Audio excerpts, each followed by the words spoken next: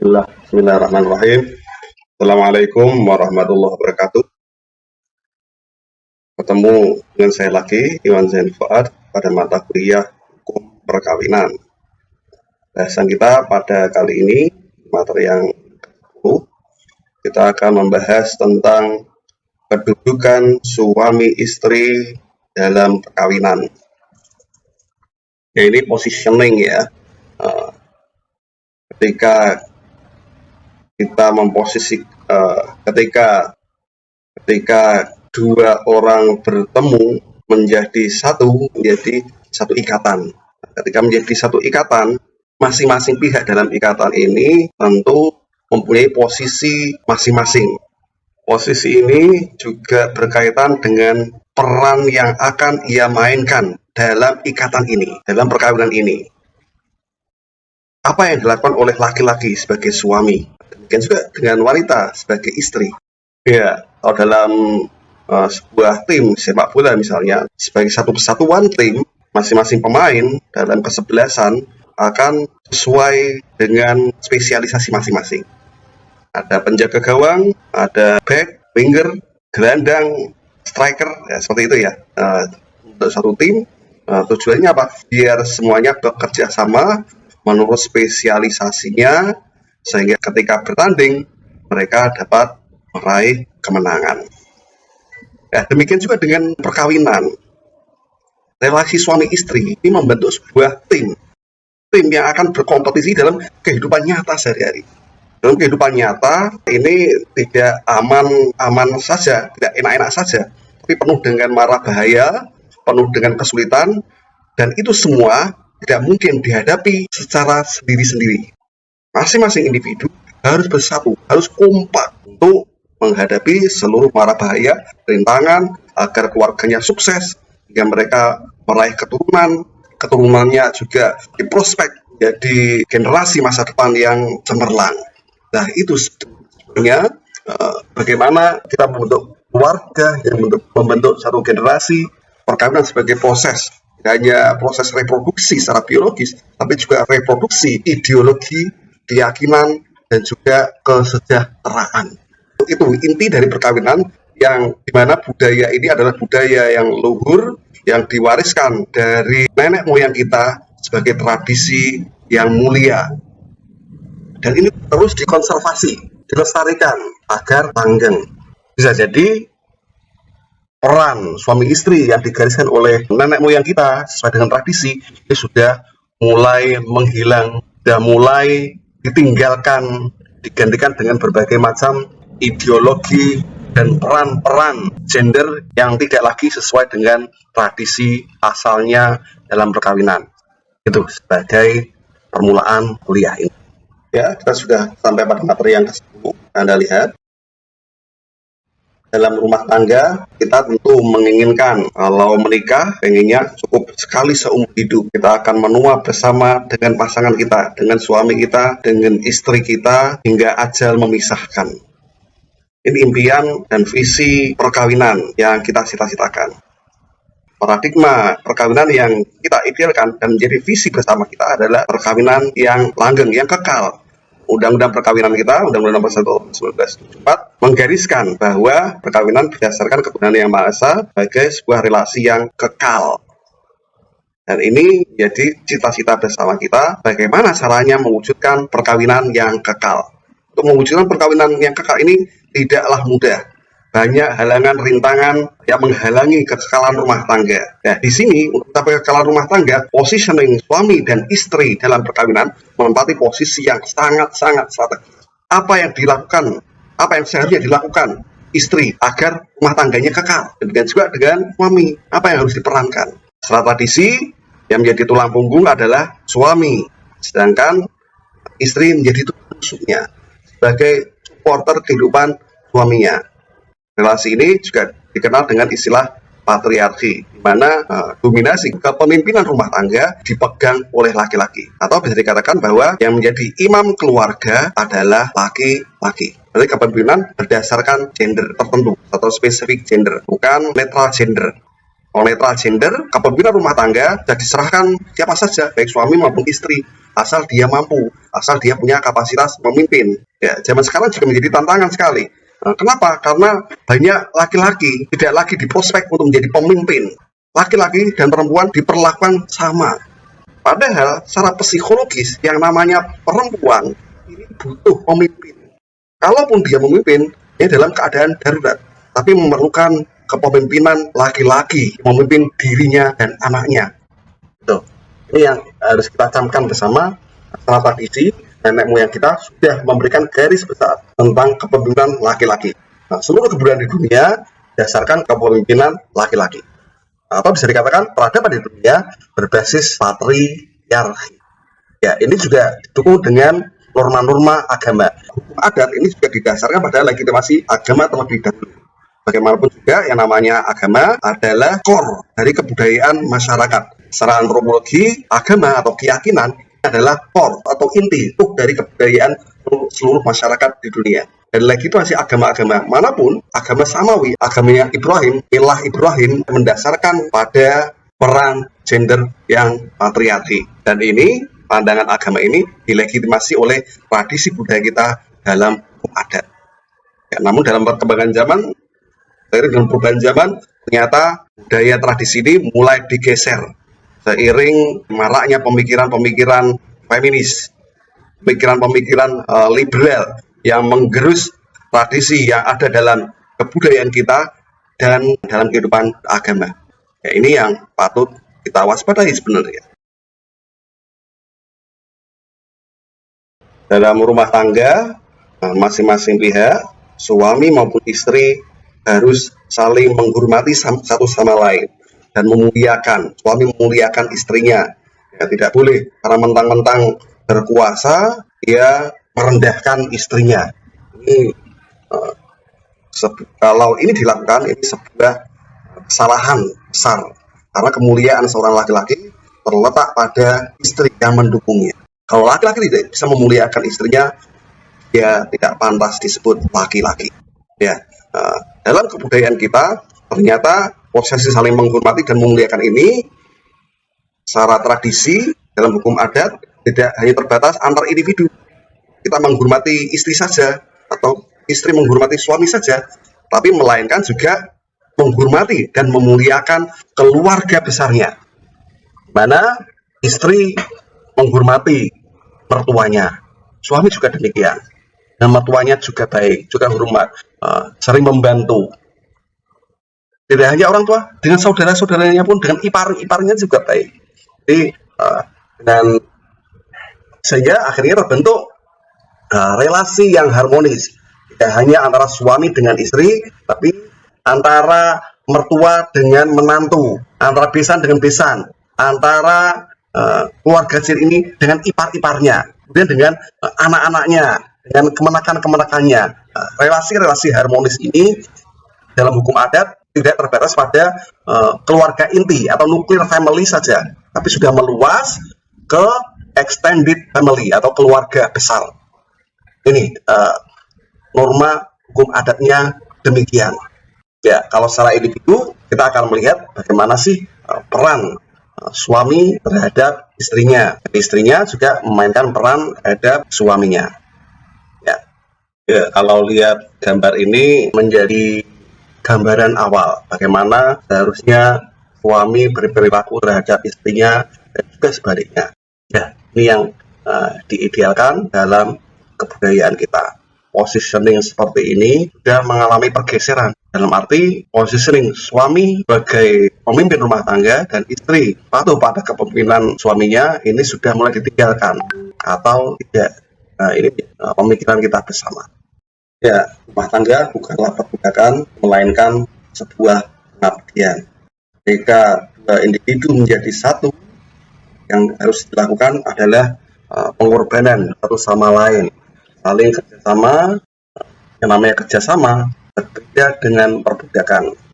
Ya, kalau kita melihat akar bahasanya ya, yang namanya perbudakan dengan pengabdian ini satu suku kata dari bahasa Arab.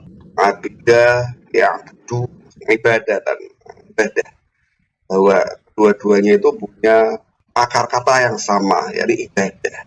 Tapi di sini mengarah masalah pengabdian, ke sisi servisnya, bahwa dalam rumah tangga ini masing-masing pihak harus bekerja sama, tidak boleh selfish, tidak boleh egois, harus membantu satu sama lain. Bentuk kerjasamanya ini disebut sebagai pengabdian. Akhirnya karena pengabdian ini bagian dari ibadah, Jadi dimensinya tidak hanya dunia, tapi juga melainkan juga akhirat. Ini norma-norma dalam rumah tangga yang digariskan dalam agama dan juga adat tradisi kehidupan kita.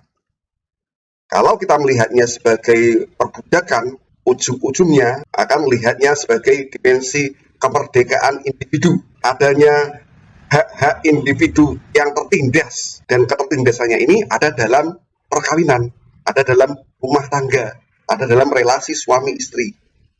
Nah, kalau pakai cara pandang seperti ini, ya mending perkawinan ditiadakan. Karena apa? Perkawinan ini melegitimasi adanya perbudakan. Ya, kalau cara pandangnya adalah kemerdekaan individu, dengan tentunya dengan mengatasnamakan HAM, asasi manusia. Padahal sebenarnya dalam relasi kerjasama antara suami istri ini memerlukan adanya kerjasama, saling bantu-membantu satu sama lain, dan kerjasamanya ini dilakukan dalam rangka pengabdian. Si istri mengabdi kepada suami, demikian juga sebaliknya. Si suami mengabdi pada kesejahteraan istri dan juga anggota keluarga lainnya dengan anak-anak. Nah, kita melihatnya jangan hanya dimensi individu. Dimensi individu mesti akan melihatnya adalah sebagai bentuk penindasan. Tapi kalau kita melihat dimensinya dimensi komunitas, dimensi sosial, yang ada adalah pengabdian. Pengabdian ini harus dilakukan dengan ketulusan, mengabdi dengan tulus. Tambah lagi dimensi satunya lagi, tidak hanya duniawi tapi juga akhirat, gitu. Itu ya, dipahami ya. Oke, next. Ya, ini berbagai macam makna dari leadership atau kepemimpinan dalam rumah tangga. Mesti ada kepemimpinan. Siapa yang menjadi pemimpin, siapa yang dipimpin. Leadership atau kepemimpinan dalam rumah tangga jangan dilihatnya dalam relasi perbudakan, kepemimpinan, di mana dalam hubungan antara suami dan istri ada yang memimpin dan ada yang dipimpin. Di situ ada komunikasi, ada mempengaruhi, ada pembimbingan, juga ada tanggung jawab di dalamnya, ada perimbangan. Makin besar kewenangan, akan semakin besar pula tanggung jawab yang dipikul oleh pemimpin. Dalam rumah tangga juga demikian. Semakin tinggi kewenangan yang dimiliki oleh suami dalam rumah tangganya, menjadi pemimpin rumah tangga, menjadi imam, dia tanggung jawabnya juga semakin besar. Tanggung jawab masalah apa? Masalah nafkah, masalah kesejahteraan rumah tangga, masalah pembiayaan. Nah, jika kewenangan ini disebarkan, diseimbangkan, disamaratakan, kira-kira tanggung jawabnya bagaimana? Ya harus sama rata. Hal ini tidak mungkin terjadi. Karena bagaimanapun, dalam kerjasama, mesti ada pihak yang dilebihkan dari yang lain. Dan masalah tampuk kepemimpinan, ini dalam agama dan juga dalam norma tradisi masyarakat, tampuk kepemimpinan rumah tangga ini ada pada suami. Sudah spesifik gender. Sayangnya, bagi kaum feminis, kepemimpinan laki-laki ini digugat. Apa alasannya? Karena tidak semua laki-laki punya kapasitas untuk memimpin. Kadangkala yang punya kapasitas itu adalah perempuannya, istrinya. Ya, bagaimana kalau kepemimpinan ini netral gender? Tidak harus suami, tapi si istri boleh memimpin. Bagaimana? Si istri misalnya yang mampu bekerja dan menghasilkan uang adalah istri. Ya sudah, yang memimpin adalah istri. Kepemimpinan ada di istri. Sedangkan suami menjadi pihak yang dipimpin. Yang menjadi imam keluarga adalah istri, gitu ya. Itu boleh saja. Tapi bagaimanapun secara psikologis, yang namanya perempuan itu mendapatkan kepemimpinan dari suami.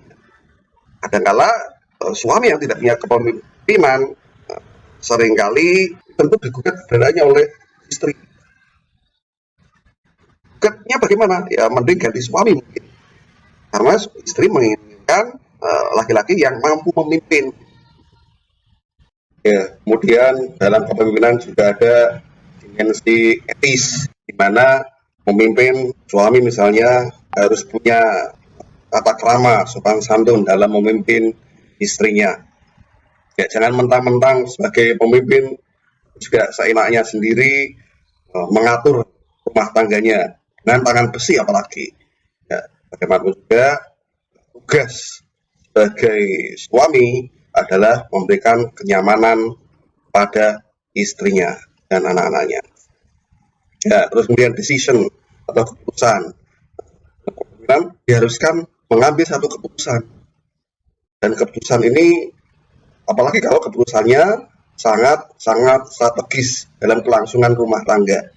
Nah, ini dalam mengambil keputusan dibutuhkan pemikiran-pemikiran, dibutuhkan perangkat-perangkat yang memungkinkan, tentu melihat berbagai kemungkinan apa saja yang bisa menjadi alternatif keputusan. Dari alternatif tersebut diambil satu keputusan yang dinilai paling tepat dan memungkinkan.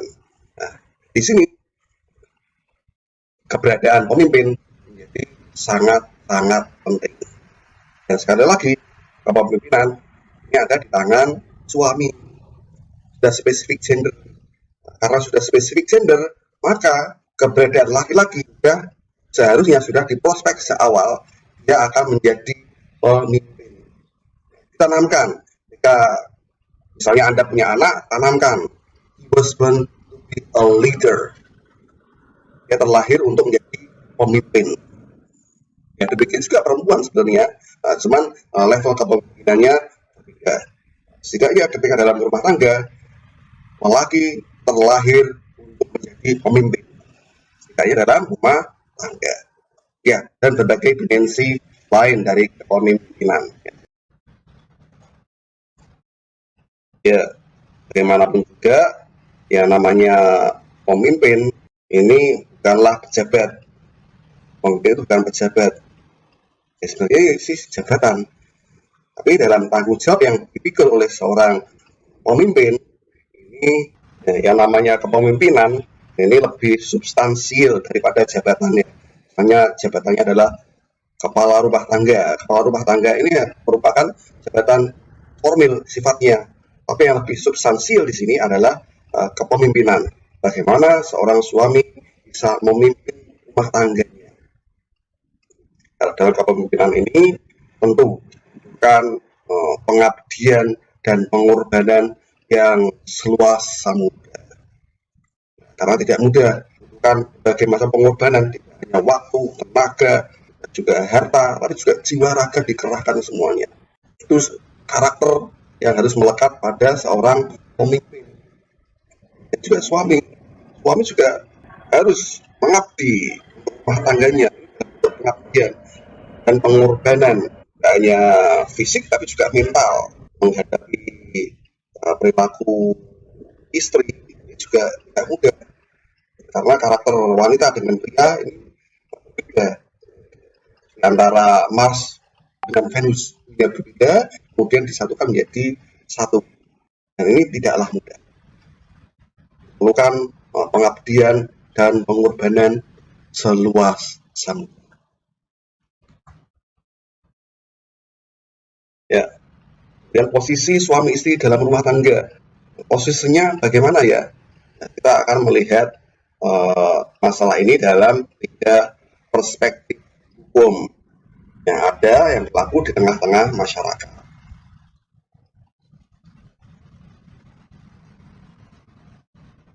Yang ketiga, sisi hukum agama terlebih dahulu, dalam hukum Islam. Nah, dalam hukum Islam melihat relasi suami istri ini dalam relasi superior dan inferior, di mana suami menempati posisi yang lebih superior daripada istrinya. Secara antropologi, ini lazim disebut sebagai relasi yang patriarki. Karena relasi patriarki ini adalah relasi yang turun-temurun, lazim juga disebut sebagai relasi yang tradisional. Nah, ini relasi yang tradisional yang ada dalam berbagai peradaban kehidupan masyarakat ini memperoleh legitimasi agama. Seperti tersurat dalam Al-Quran surat An-Nisa ayat 34. Jalu qawwamuna 'alan nisa. Lewat konsep qawwamah atau kepemimpinan. Ini kalau lihat secara teks, kita akan melihat bahwa kepemimpinan lebih ke spesifik gender, yakni menjadi jabatan yang melekat pada suami. Ya, sedang Islam yang feminis, fuqaha kontemporer lebih melihatnya dan memanfaatkan adanya relasi kesetaraan, ada egalitarianisme dalam relasi suami istri, tentunya dengan menggunakan argumen-argumen dalil yang kontekstual. Kelihatannya dalam percaturan fikih atau hukum Islam yang beredar, kelihatannya keberadaan paham kesetaraan ini lebih dipopulerkan, terutama di kalangan akademisi. Akademisi Muslim yang berbasis Institut Islam ini kebanyakan lebih memilih konsep kesetaraan. Kenapa? Ya karena saya melihatnya tata cara penafsiran yang kontekstual ini jauh lebih seksi daripada penafsiran yang tekstual. Ya, oleh karena itu agar lebih tampak ilmiah, lebih tampak akademis, pakai tafsir-tafsir yang sifatnya kontekstual. Ini yang lebih diutamakan di kalangan akademisi. Ya, kemudian dimensi hukum adat, perspektif hukum adat. Nah, kalau dalam hukum adat jelas hukum adat melegitimasi praktik dalam hukum agama, yakni relasi patriarki sebagai relasi yang tradisional. Nah, relasi patriarki ini ada dalam keluarga inti atau nuclear family dan juga bentuk luasnya, yakni dalam keluarga besar atau extended family. Ya. Untuk masyarakat adat akhirnya mencirikan bahwa relasi rumah tangganya mengandung patriarki dan juga extended family. Basisnya adalah keluarga besar, bukan keluarga kecil. Ingat ya, yang kepemimpinan ada dalam keluarga besar.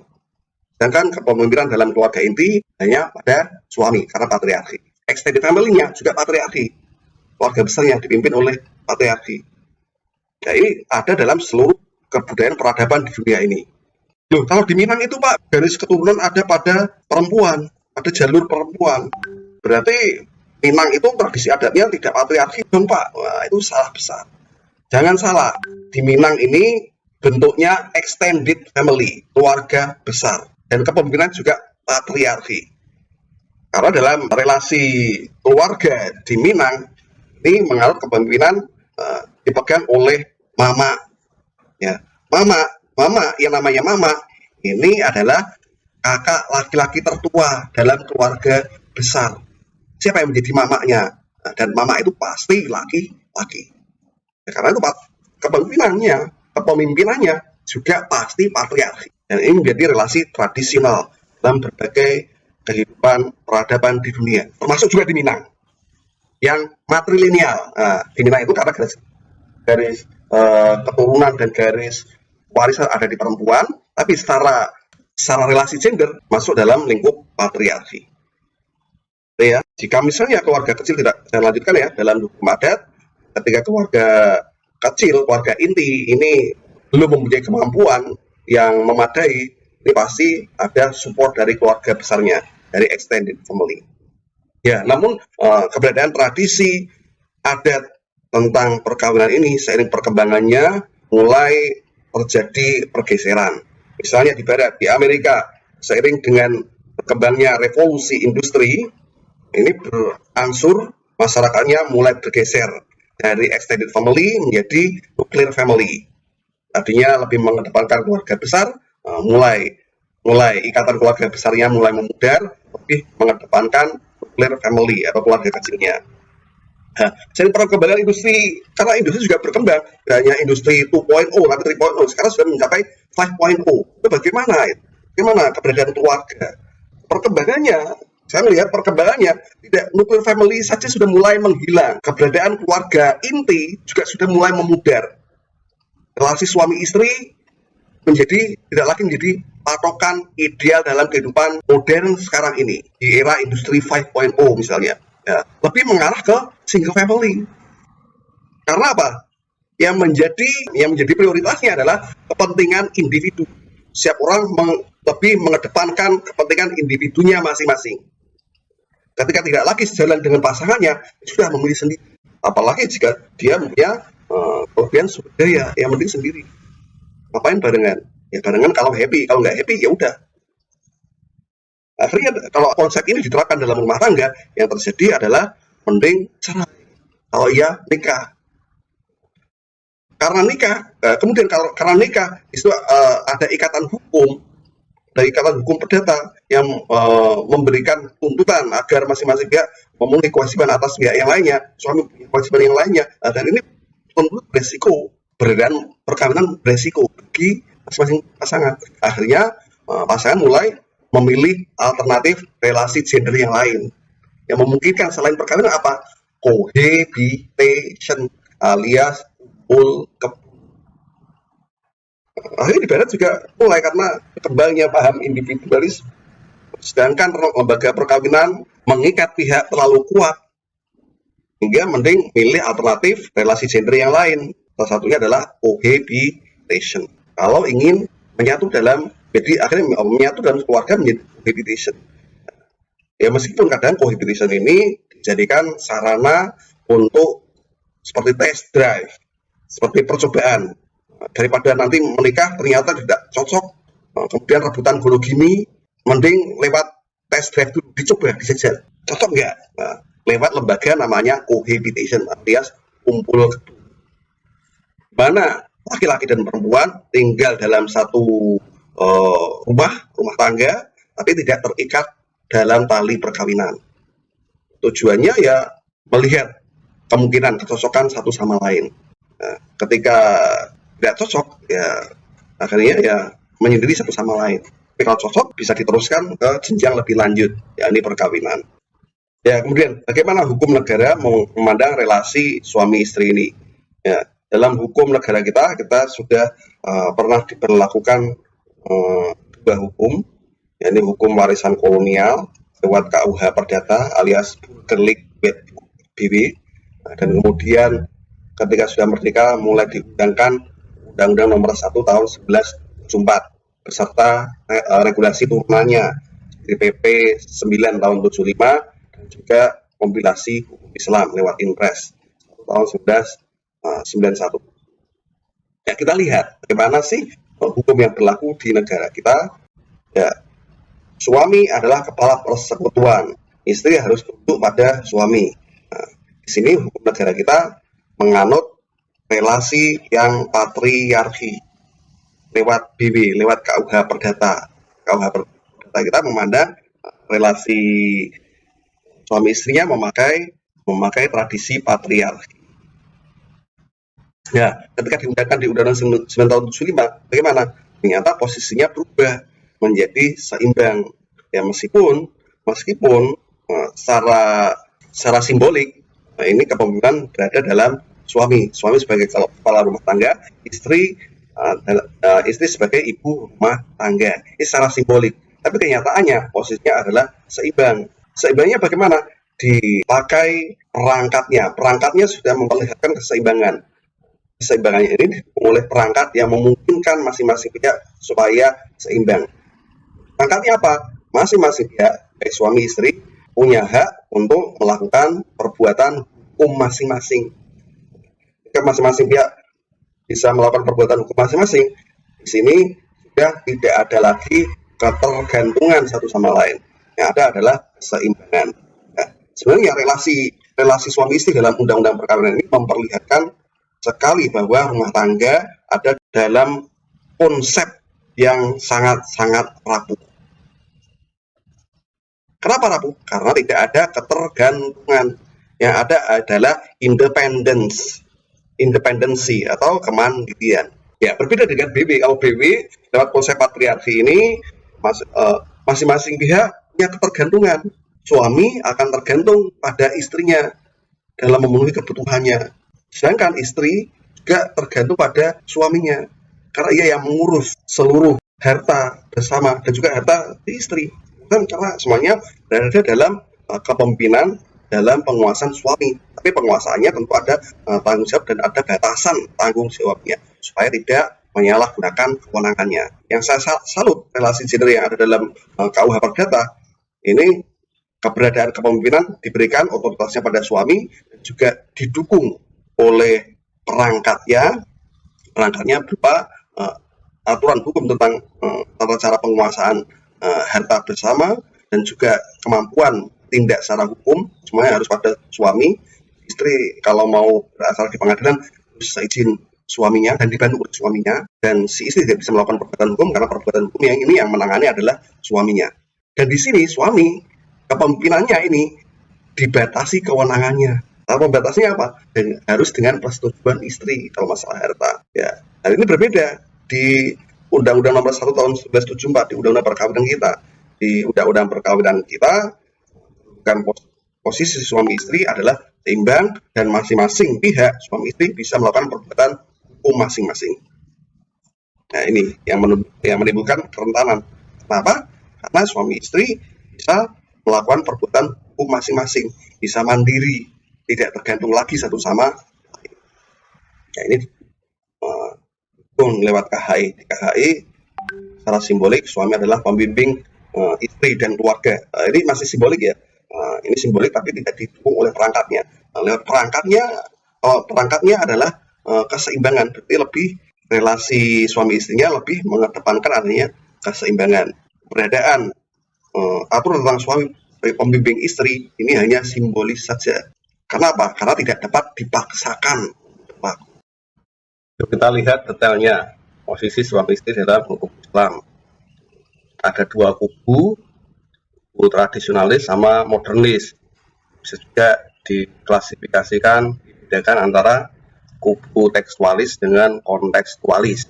Kalau tekstualis itu cara bahasa secara tekstual atau harfiah. Kalau kontekstualis pengen melihat posisi seluruh teks dalam konteks kehidupan yang melatar belakanginya. Ini kedua-duanya ini bagus dalam memberikan tafsiran, memberikan makna atas dalil-dalil dalam nas argumentasi keagamaan, baik yang bersumber dari Al-Quran maupun hadis. Ya, kita awali dari kaum salaf yang tekstualis terlebih dahulu. Kaum salaf dan tekstualis dan tradisionalis ini lebih menganut pada posisi gender yang patriarki, yang lebih menitik beratkan pada dominasi laki-laki atas perempuan. Dengan dalil yang umum digunakan dan didengar oleh kita, yakni ar-rijalu qawwamuna 'alan nisa. Kita tafsirkan sebagai laki-laki adalah pemimpin wanita. Qawwamah, ada konsep qawwamah. Qawwamah bisa ditafsirkan sebagai kepemimpinan. Ya. Kemudian didukung oleh hadis yang berbunyi law kuntu amiran ahadan ayyasjuda li ahadin lamardun nisa ayyasjudna ya'nallahu lahum alaihinna minal haqq. Jika aku akan memerintah seseorang untuk sujud, maka aku perintahkan wanita untuk bersujud. Maksudnya bersujud pada siapa? Bersujud pada suaminya.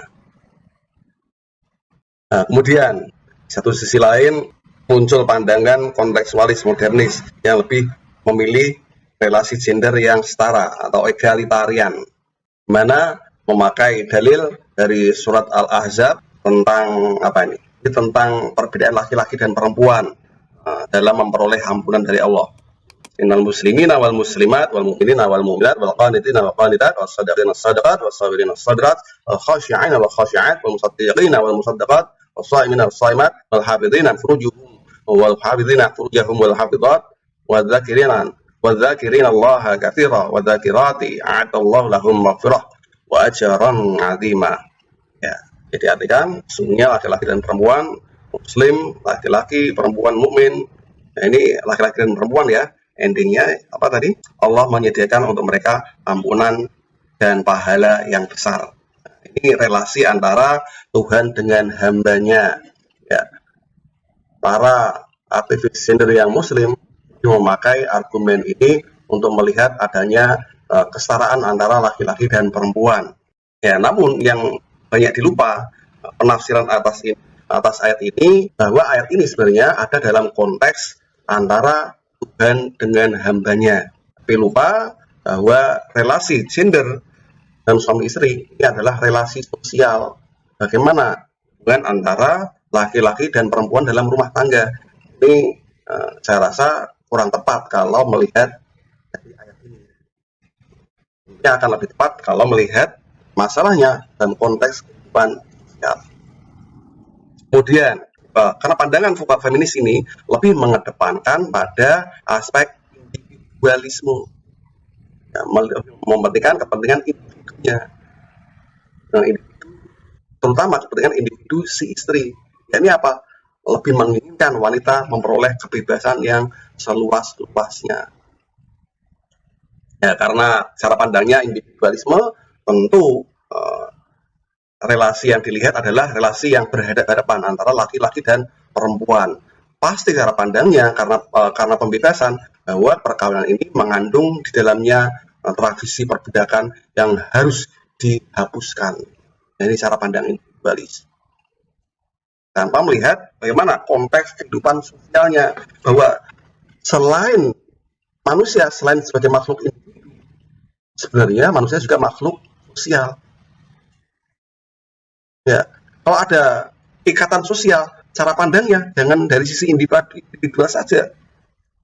Nih, argumen saya tentang kesalahan tafsir dari fuqaha yang feminis.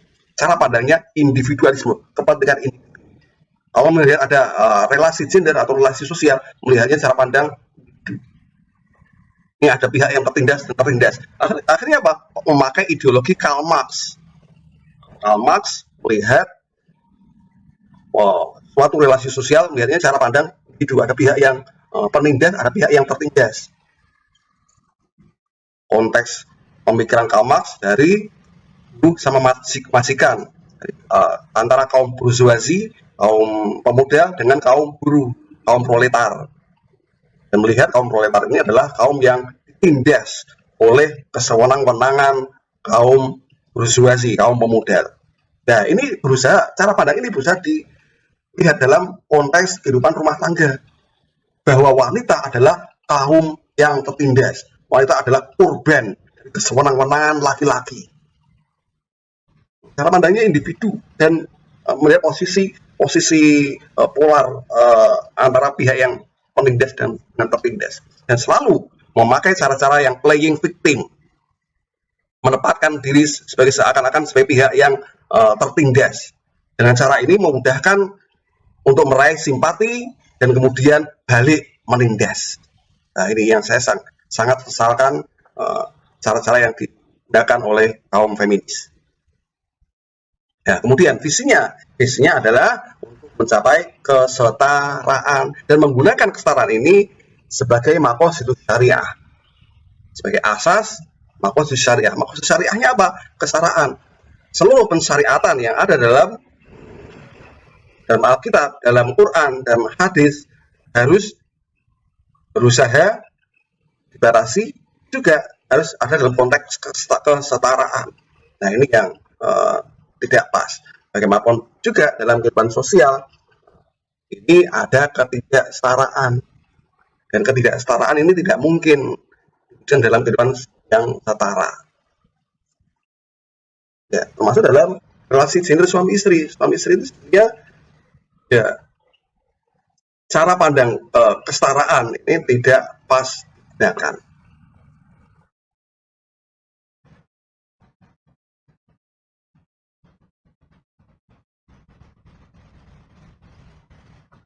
Ya, kemudian hukum adat. Nah, perspektif hukum adat dalam memandang relasi gender suami istri. Bagaimana sih cara pandangnya? Ya, hukum adat itu melegitimasi norma-norma yang ada dalam hukum agama. Karena adatnya orang manusia Nusantara ini mayoritas beragama Islam, maka keberadaan norma hukum Islam berkaitan dengan suami istri dilegitimasi oleh masyarakat adat, yakni patriarki. Kalau hukum Islam mengatakan patriarki, maka adat orang Indonesia yang beragama Islam juga patriarki. Ya, demikian juga dengan adat kebudayaan yang lain. Saya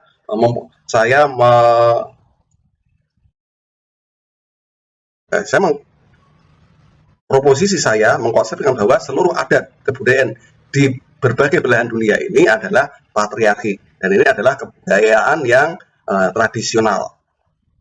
Ini dipeluk oleh seluruh kebudayaan di dunia, baik orang Barat juga orang Timur. Nah, di Nusantara tidak hanya orang Indonesia saja, tapi juga masyarakat pendatang seperti timur asing, orang Arab, orang India, orang Cina terutama. Mereka juga memakai adat gaya yang patriarki, dan melihat relasi suami istri ini juga dalam cara pandang yang patriarki sebagai cara pandang tradisional mereka. Ya, ini kita lihat cara pandang posisi suami istri ini dilihat dari sistem kekerabatannya. Sistem kekerabatan ada 3, yaitu patrilineal, matrilineal, dan parental. Patrilineal memakai aliran darah, memakai apa? Memakai berdasarkan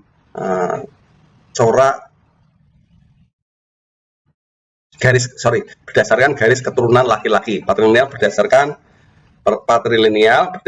garis keturunan laki-laki. Kalau matrilineal berdasarkan garis keturunan perempuan. Kalau parental keduanya.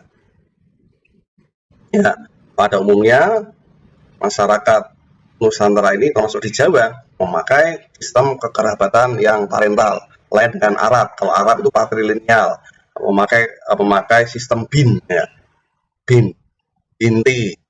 Bintinya memakai jalur laki-laki. Nah, kalau matrilineal berdasarkan garis keturunan perempuan. Nah, misalnya ya saya tanya sama orang Minang itu memakai garis keturunan matrilineal. Misalnya Caniago ini adalah garis keturunan tidak perempuan, istri, ibu, nenek, dan seterusnya. Kalau parental dari jalur keduanya. Nah, dari sistem ini muncul sistem perkawinan kawin jujur. Ini berarti si istri menjadi bagian dari keluarga suaminya. Kalau semenda, ini kawin jujur, istri menjadi bagian dari keluarga suaminya, keluarga besar suaminya. Ini ada dalam sistem kekerabatan yang matrilineal dan parental. Sedangkan yang matrilineal, khusus untuk yang matrilineal, memakai sistem perkawinan semenda, di mana suami menjadi bagian dari keluarga besar si istri. Nah, ini patriarki ini juga ada. Dalam kehidupan matrilineal juga memakai sistem dominasi laki-laki atau patriarki. Nah, seperti yang ditulis oleh Lakbul Lawal tahun 2014. Nah, meskipun dalam masyarakat matrilineal, laki-laki tetap menjalankan peran sebagai kepala keluarga. Secara keluarga inti, yang menjadi kepala keluarga adalah suaminya, suami yang memimpin. Tapi kepemimpinan keluarga besar ada di mama, dan mama itu laki-laki atau Pak D yang tertua. Itulah yang menjadi kepala keluarga besar. Kemudian dalam hukum adat juga menganut relasi tidak hanya relasi individu saja antara suami dengan istrinya, tapi melainkan menganut relasi yang lebih luas lagi. Relasi suami istri yang membentuk anak, ini relasi dalam keluarga inti atau nuclear family. Tapi dalam hukum adat tidak melihat dalam batasan keluarga kecil saja, tapi juga keluarga yang lebih besar, mana ada relasi antara menantu dengan mertuanya. Menantu dan mertuanya harus baik.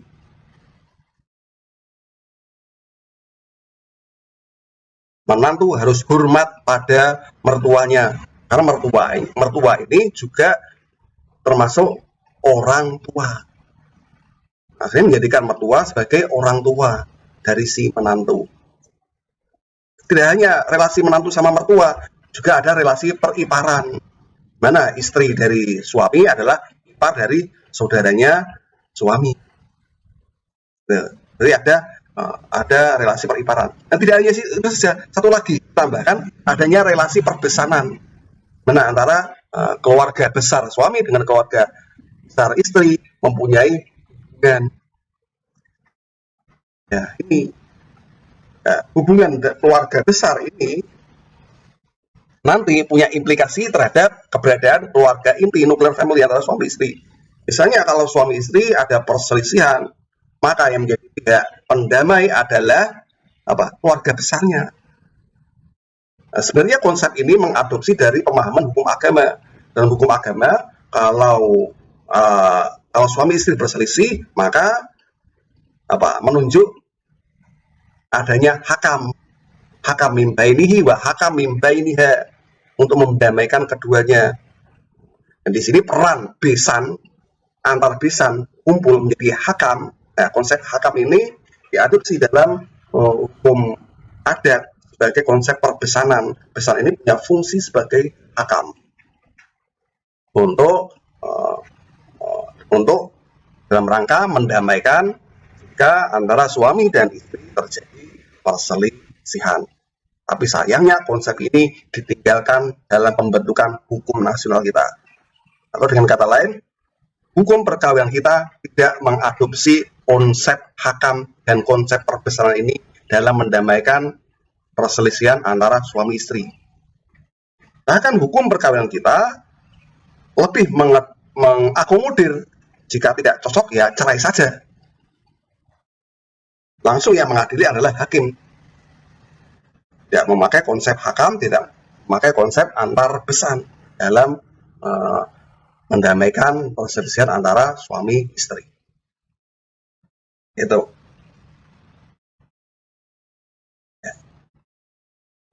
Ya.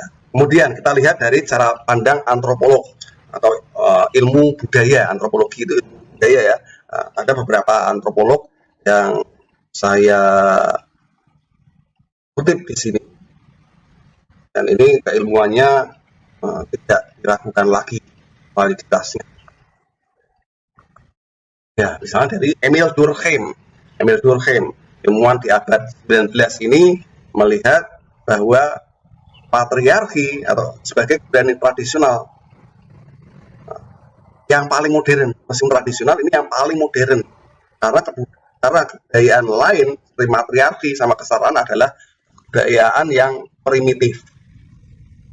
Yang menyitir dari tulisan dari seorang ilmuwan bernama Bachofen, ini masih seumuran dengan Emil Durkheim. Bachofen ini menulis tulisan dalam bukunya The Motherrecht atau hukum keemak-emakan, hukum keibuan, mana kebudayaan masyarakat ini berdasarkan kepemimpinan, berdasarkan dominasi perempuan. Sayangnya das Motherrecht ini tidak didukung oleh fakta-fakta kebudayaan manapun. Ini seperti tulisan-tulisan novel yang tidak ada dukungan fakta yang valid. Ya, nanti kita akan melihat juga fenomenanya yang ditulis oleh Chin Wei-Zhu. Chin Wei-Zhu ini lebih kelihatan sisi akademisnya, akan kelihatan sisi akademisnya. Tapi kalau The Motherrecht karya Bachofen ini lebih utopis atau khayalan semata, novel-novel khayal. Tapi kalau dilihat dari tulisan Durkheim melihat bahwa patriarki adalah kebudayaan yang paling modern. Kenapa paling modern? Karena di situ sudah mengatur tentang pembagian kerja dan kepemimpinan. Kepemimpinan ada di laki-laki dan itu sudah mulai dibangun pembagian kerja antara laki-laki dan perempuan. Laki-laki harus ngapain, perempuan harus ngapain. Nah, situ ada spesialisasi tersendiri berdasarkan gendernya. Nah, hal ini didukung oleh tulisan Radcliffe Brown tahun 1950, di mana seluruh kebudayaan masyarakat di dunia berideologi patriarki, ada dalam dominasi kepemimpinan laki-laki. Demikian juga Talcott Parsons melihat patriarki sebagai mekanisme pembagian kerja antara anggota keluarga. Dari laki-laki harus ngapain, istri harus ngapain.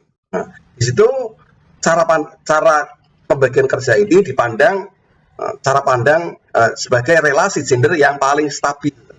Stabil di sini untuk menjaga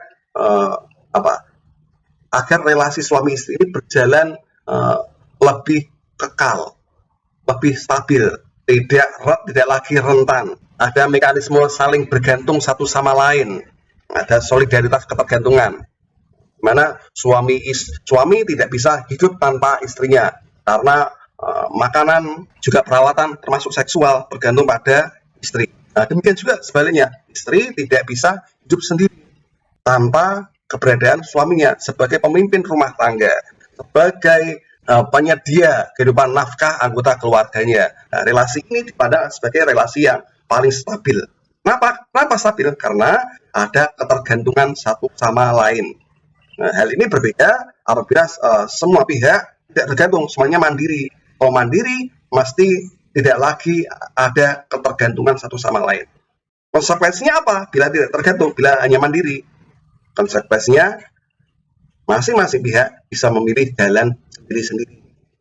Alias jalan sendiri-sendiri, tidak ada lagi perkawinan. Kalau nggak ada perkawinan, lihat kalau happy, kalau relasinya happy, kalau nggak happy ya sudah pisah.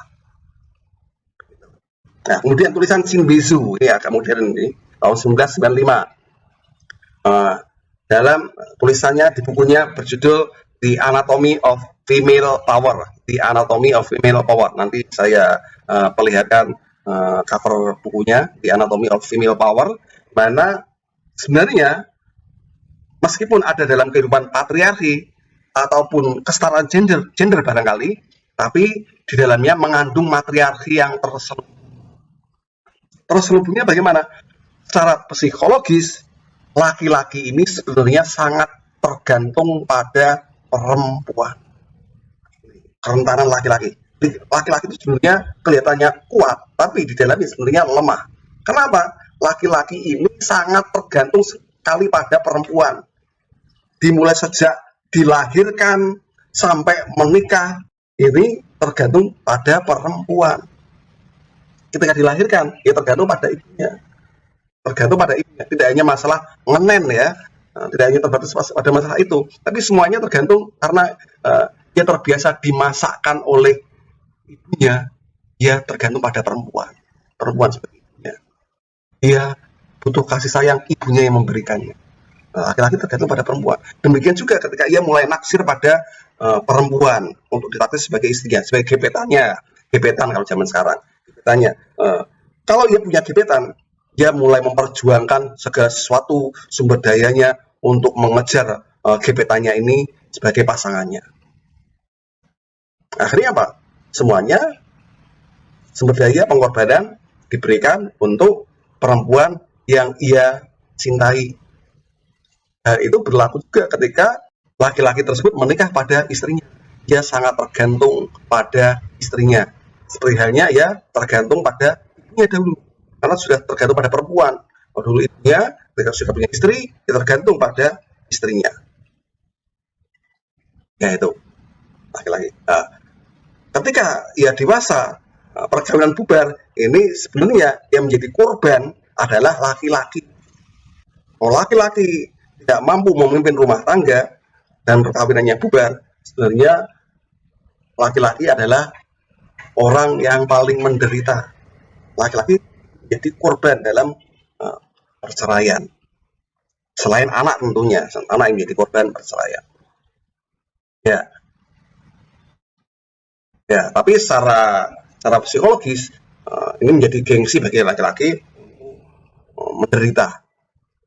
Untuk untuk menyatakan, mendeklarasikan kemenderitaannya. Laki-laki itu pantang, karena sudah didesain oleh kebudayaan bahwa laki-laki harus tabah, harus kuat menghadapi seluruh penderitaan yang mendera kehidupannya. Meskipun apapun yang penderitaan yang mengena pada laki-laki, laki-laki harus tangguh. Ya, meskipun tangguh, sebenarnya kalau kebutuhannya menjadi terabaikan seperti yang ada dalam perkawinan ini tidak lagi dapat diakses oleh laki-laki, sebenarnya laki-laki menderita. Gitu. Ulasan sekilas dari tulisan Chinwezu. Chinwezu ini ilmuwan yang berasal dari Nigeria yang menempuh pendidikannya di Amerika. Ya, kemudian bagaimana hukum negara kita? Kita lihat dari Burgerlijk Wet dulu atau KUH Perdata. Nah, cara pandang KUH Perdata atas relasi gender suami istri itu bagaimana? Ya, kita lihat. Nah, dalam KUH Perdata melihat suami sebagai kepala persekutuan. Nah, istilahnya memakai kepala persekutuan. Kalau sekarang ini memakai istilah kepala rumah tangga. Rumah tangga itu juga persekutuan sebenarnya. Mana suami wajib mewakili istrinya di muka hakim ketika berperkara. Jika yang berperkara istri, maka yang mewakili keberadaan istri adalah suaminya. Itu suami juga wajib mengurus harta pribadi istrinya. Mengurus harta pribadi istrinya. Nah, kuasanya sebesar itu. Tapi di satu sisi lain, meskipun punya kewenangan mengatur harta istrinya, dia tidak boleh memindah tangankan kekayaan istri tanpa persetujuan istri. Tapi meskipun harus persetujuan istri, tapi tata kelola kekayaan istri ada di tangan suami. Kenapa ini diatur sedemikian rupa? Untuk menciptakan ketergantungan, supaya istri tergantung pada suaminya. Kalau tidak diatur demikian, maka kecenderungannya istri bisa seenaknya sendiri. Mohon maaf saya menyatakan demikian. Ya, bisa seenaknya sendiri. Tidak lagi tergantung pada suaminya. Nah, kemudian istri juga harus patuh pada suami dan ikut tempat tinggal suami. Nah, sekali lagi tergantung pada suaminya itu. Nah, si istri diatur sedemikian rupa supaya tergantung pada suami. Kemudian istri tidak boleh tampil di muka pengadilan tanpa bantuan suami. Ya, seperti pasal 105 ya, 110 ya, Junto pasal 105 Burgerlijk Wet. Kemudian selain harta pribadi istri, suami juga boleh mengurus harta bersama. Yang boleh mengurus harta bersama adalah suami. Istri tidak. Itu diciptakan untuk memberikan relasi ketergantungan istri terhadap suaminya. Atau dengan kata lain, hukum negara kita, KUH Perdata lebih mengadopsi relasi gender yang patriarki dalam perkawinan, dalam relasi suami istri. Ya, kemudian kita lihat pergeserannya ketika regulasi tentang perkawinan yang diatur dalam KUH Perdata ini digantikan oleh Undang-Undang Perkawinan. Kalau Undang-Undang Perkawinan itu seperti ini, di mana hak kedudukan istri adalah seimbang dengan hak kedudukan suami. Positioningnya menjadi seimbang. Kalau dalam KUH Perdata lebih tergantung pada suami, sekarang menjadi seimbang.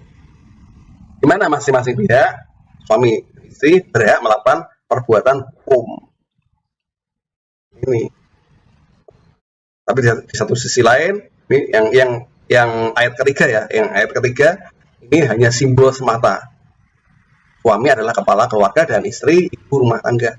Kenapa simbol saja? Ini tidak dilengkapi dengan perangkat yang memadai untuk menegakkan sistemnya. Suami adalah kepala keluarga, istri ibu rumah tangga. Mana perangkat yang memungkinkan ini ditegakkan? Tidak ada. Perangkat yang ada hanya menegakkan posisi kesetaraan, posisi keseimbangan, mana masing-masing pihak melakukan perbuatan hukum masing-masing. Berarti kesimpulannya, undang-undang perkawinan ini sudah sangat egaliter. Undang-undang perkawinan ini sudah sangat mendukung adanya kesetaraan gender. Kemudian, Pemilihan tempat kediaman ditentukan bersama. Jelas toh, posisi suami istri menjadi setara, pilihan harus di tangan bersama. Kalau salah satu tidak suka, hak melakukan seperti mempunyai hak veto. Wah, aku nggak suka kok tinggal di sini kok. Akhirnya ya apa, melihat relasi gender yang ditentukan oleh gender issue tadi, bahwa sebenarnya laki-laki sangat tergantung pada istri. Akhirnya semuanya harus harus ada pada kesepakatan istri. Akhirnya perkawinan yang dilakukan ketika menikah, suami akan manut pada keinginan istrinya. Nah, kemudian ada aturan lain, seperti saling cinta, hormat, setia, dan memberi bantuan. Nah, ini relasi yang ideal, tapi tidak didukung oleh perangkat yang memaksakan keberlangsungannya. Karena apa? Karena cinta ini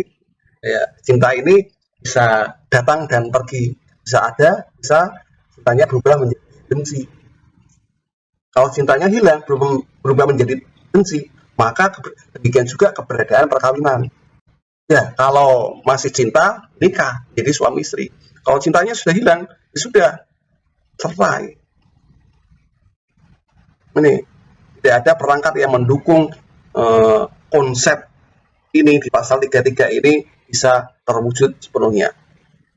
Perangkat yang mendukung adalah konsep sebaliknya, yakni apa? Yakni ya tergantung masing-masing pihak, tergantung suami dan istri mau ngapain. Demikian juga pasal 34-nya, suami melindungi, menafkahi, istri mengatur rumah tangga. Wah, ini ya, supaya kita lihat proporsionalitas hak dan kewajiban suami istri dalam KUH Perdata. Ya, dalam KUH Perdata kita lihat hak suami relatif lebih sedikit daripada hak istrinya. Nah, ini tidak seimbang ya. Di posisi hak jelas tidak seimbang. Hak suami lebih sedikit dari hak istrinya. Karena privilege atau hak istimewa ini berada di tangan istri. Tapi di satu sisi lain, dari sisi kewajiban banyak berada di tangan suami. Kewajiban suami lebih besar daripada kewajiban istri. Nah, Anda lihat sendiri. Ya. Kemudian jika terjadi perceraian, KUH Perdata memberikan mekanisme yang mempersulit terjadinya perceraian. Karena kalau pasangan suami istri mau bercerai, mekanisme perceraiannya sangat memakai dua prosedur yang panjang dan berliku. Jadi sebelum bercerai, suami istri harus melakukan proses pisah meja dan pisah ranjang terlebih dahulu. Nah, pisah meja dalam arti apa? Harta kekayaannya dipisah. Artinya harta bersama menjadi harta yang terpisah untuk mengeliminir adanya percampuran harta. Ya, kemudian kalaupun terjadi perceraian, maka perceraian ini harus di muka pengadilan dan didasarkan kesepakatan bersama antara suami istri. Ya, hal ini berbeda dengan undang-undang perkawinan kita. Undang-undang perkawinan kita bagaimana? Undang-undang perkawinan kita, kalau salah satu pihak menginginkan bercerai, maka perceraian akan terjadi. Atau tidak lagi berdasarkan kesepakatan. Karena baik suami maupun istri bisa melakukan menginisiasi terjadinya perceraian. Kalau suami istri adalah muslim, maka suami memakai mekanisme talak, kalau istri memakai mekanisme gugat cerai.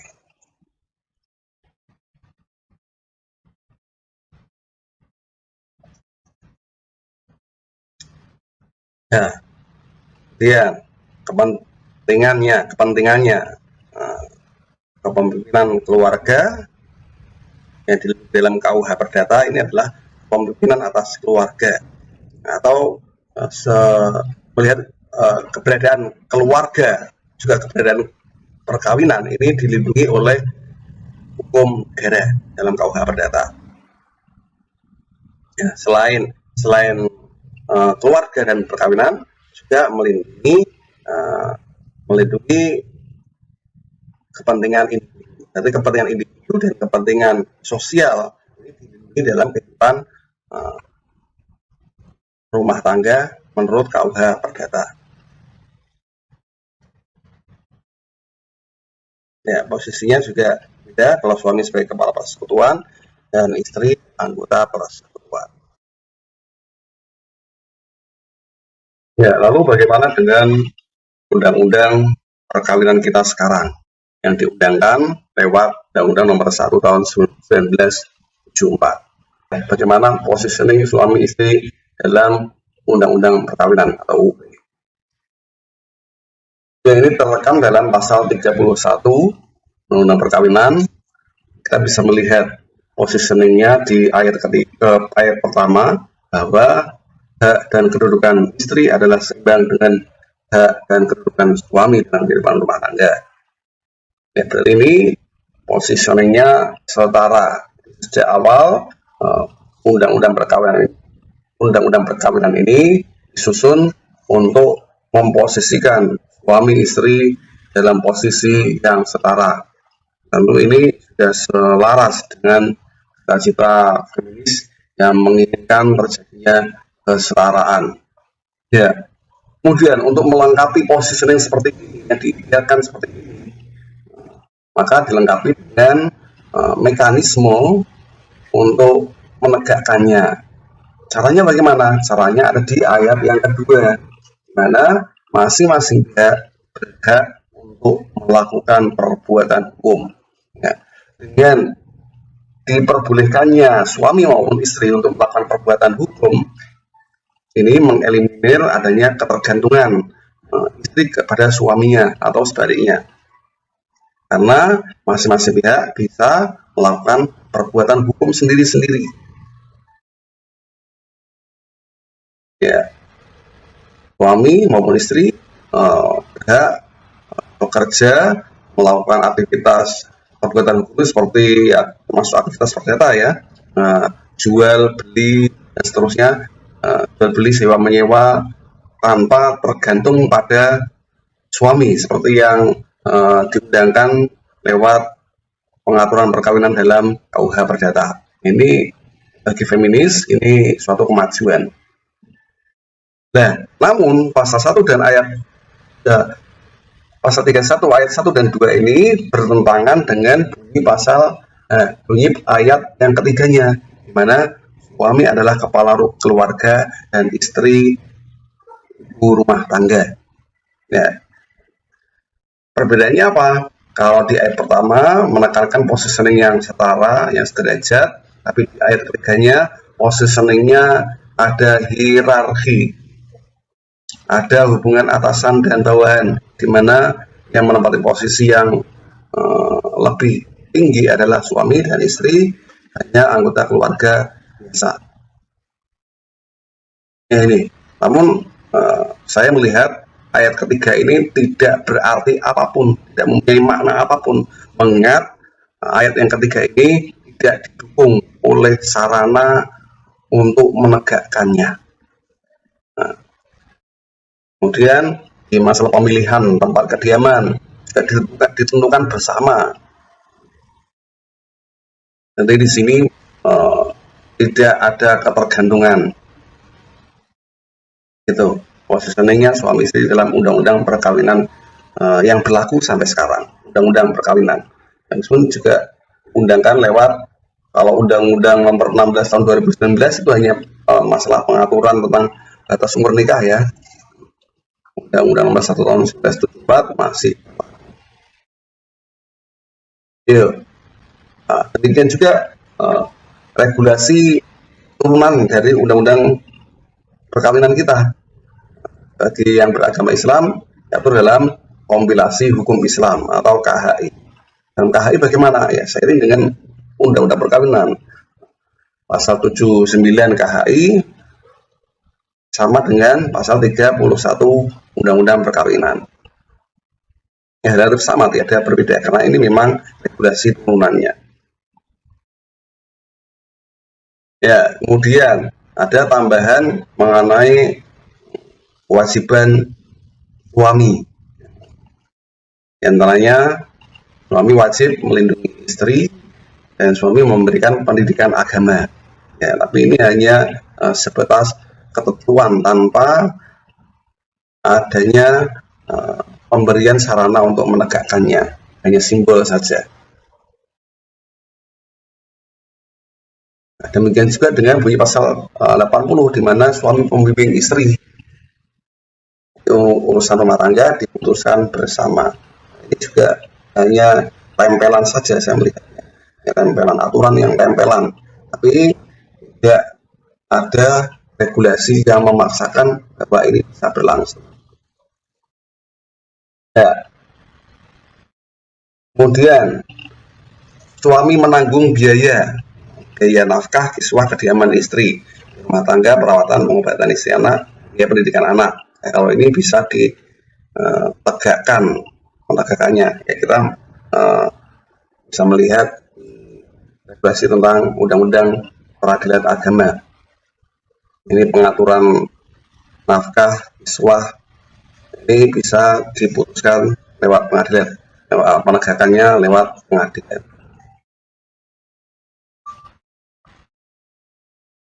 Kemudian kita akan melihat bagaimana proporsionalitas hak dan kewajiban suami istri dalam Undang-Undang Perkawinan dan regulasi turunannya, terutama di KHI. Apakah hak dan kewajibannya ini sudah adil secara proporsional atau tidak? Kita akan melihat. Mari kita lihat.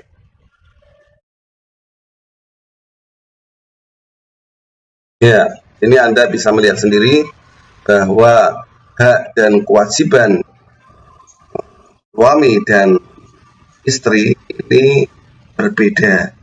Di mana hak suami lebih sedikit daripada hak istri. Dikatakan hak istri ini lebih banyak dari hak yang dimiliki suami. Istilah lainnya, dalam Undang-Undang Perkawinan dan KHI, istri mempunyai privilege yang banyak. Privilege itu hak istimewa. Seperti dilindungi, dinafkahi, lagi dia punya hak untuk melakukan perbuatan hukum sendiri. Kalau sudah tidak punya kecocokan lagi dengan suaminya, ia bisa mengajukan inisiasi gugat cerai pada suaminya. Nah, ini berbeda. Kewajibannya juga berbeda. Kewajiban suami ternyata lebih banyak daripada kewajiban istri. Ini agak jomplang hak dan kewajibannya. Nah, dari sini kita bisa melihat bahwa hak dan kewajiban suami dan istri ini tidak proporsional. Tidak proporsional. Setara juga tidak setara. Artinya seluruh beban rumah tangga banyak dibebankan pada suami. Tapi di satu sisi lain, mengenai perceraian bagaimana? Ternyata alasan perceraian dipermudah.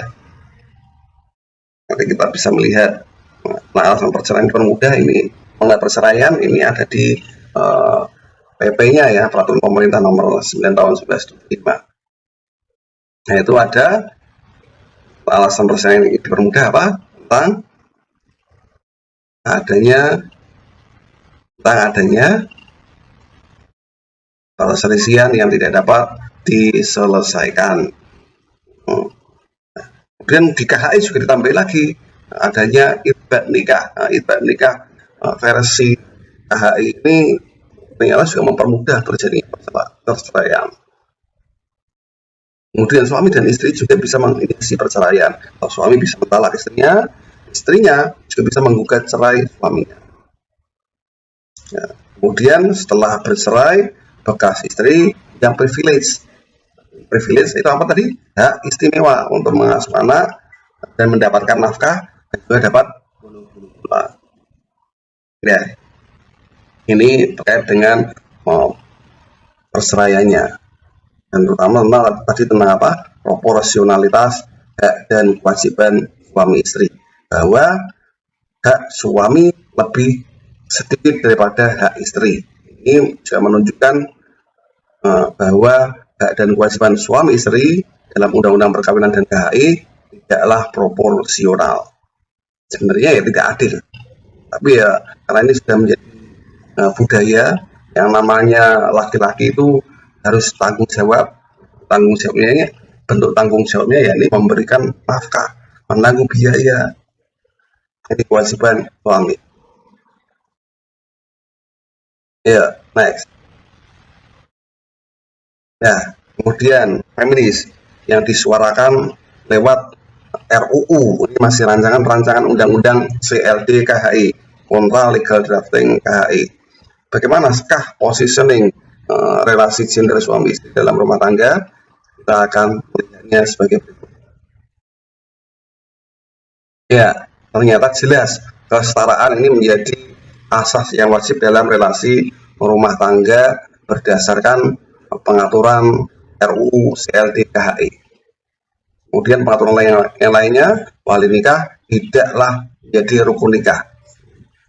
Wali nikah berarti apa? Wanita, wali dari si mempelai wanita ini tidak lagi diwajibkan ada bagian dari rukun nikah. Jadi wanita bisa menikah tanpa wali menurut CLD KHI. Dan juga mahar. Kalau mahar, pengaturan tentang mahar bagaimana? Mahar tidak perlu dari suami pada istrinya, tapi istri pun bisa memberikan mahar pada calon suaminya. Nah, kesetaraan tentang hak dan kewajiban suami istri ini juga berlaku pada masalah-masalah berikut. Nusyus itu apa? Nusyus itu abai, nusyus itu memberontak. Nah, nusyus itu yang membangkang ini tidak hanya istri saja yang bisa membangkang, melainkan suami dianggap bisa memungkinkan juga untuk membangkang. Jadi ya selamanya menurut feminis ya, menurut CLDKHI ya, bahwa yang namanya pembangkangan dalam rumah tangga ini tidak melulu dilakukan oleh istri, melainkan suami pun bisa dianggap melakukan pembangkangan. Ya, kemudian juga masalah iddah. Selama ini iddah hanya diperlakukan untuk bekas istri ketika diceraikan. Nah, dalam CLDKHI keberadaan iddah ini juga diberlakukan pada suami. Kalau istri iddahnya 3 kali suci, kalau suami 3 kali apa ya? Saya nggak tahu nih. Wah, ini sungguh terobosan menarik yang dibuat oleh feminis dalam membuat CLDKHI ini. Kemudian adanya tolak khulu, juga kemudian rujuk ini tidak hanya pada suami saja, tapi istri juga bisa mengajukan rujuk. Ayo, next. Ya, kita lihat proporsi hak dan kewajiban dari suami istri. Bagaimanakah? Apakah sudah memenuhi rasa keadilan proporsional atau tidak?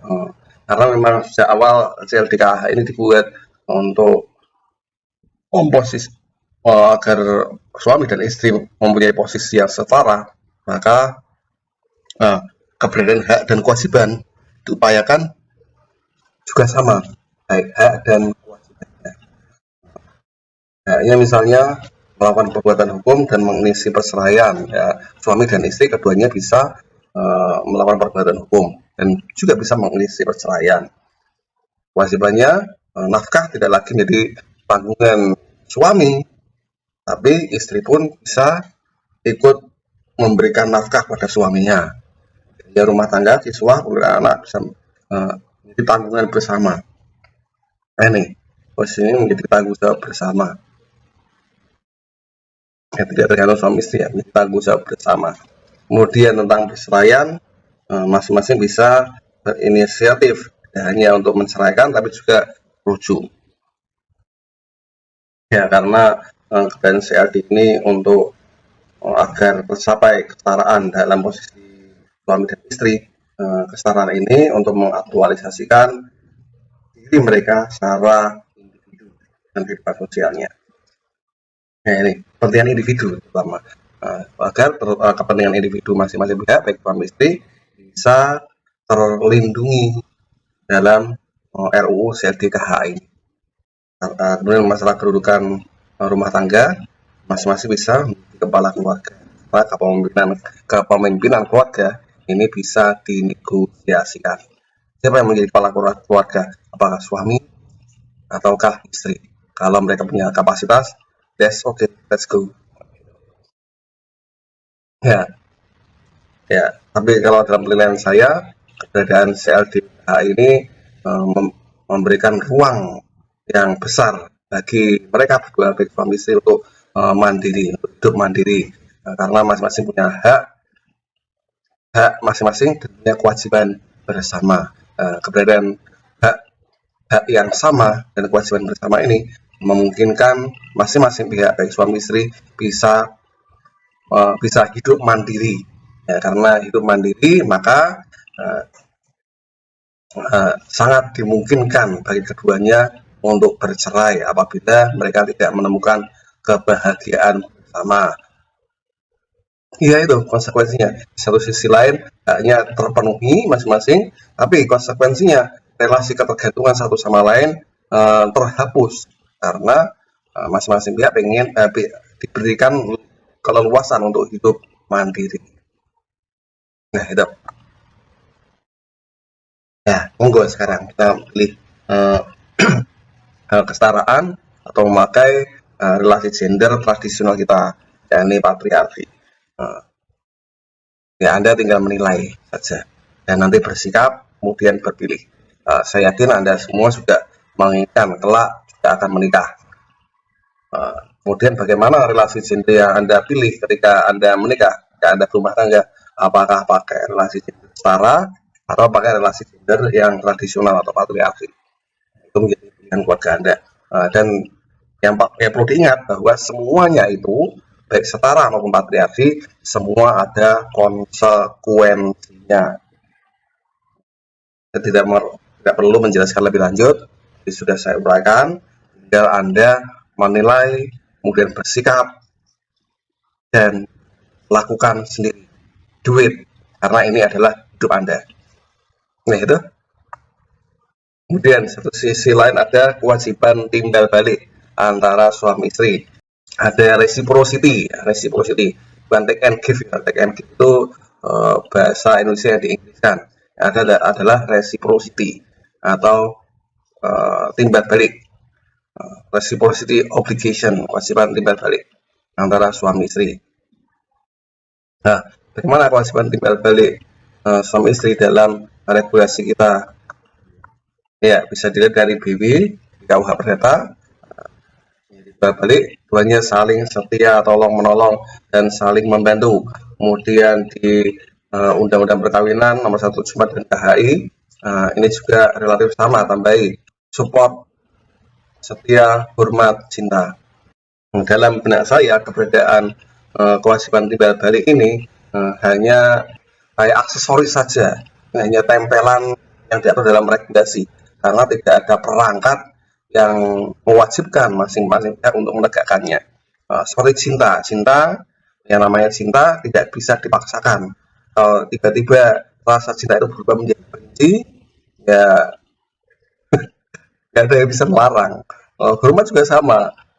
Ya, idealnya sih istri hormat pada suaminya, demikian juga sebaliknya. Tapi keberadaan rasa hormat ini relatif ada pada hati ya, dari hati, dan tidak ada upaya untuk menegakkannya, sama dengan setia maupun saling bantu membantu satu sama lain. Ini tidak ada perangkat aturan yang memaksakan agar relasi kewajiban timbal balik ini bisa terlaksana dengan baik. hanya tempelan saja, aksesoris, tidak banyak dibahas dalam pembuatan regulasi. Ya, itu ketentuan tadi ya tentang timbal balik itu nonsen, karena ini jadi impian utopis, hayalan, ya hayalan kita, hayalan pembuat undang-undang. Kalau yang baca ini hayalan pembacanya, karena memang tidak didukung oleh perangkat yang menjamin atau memaksakan bahwa kewajiban tersebut bisa terlaksana. Itu.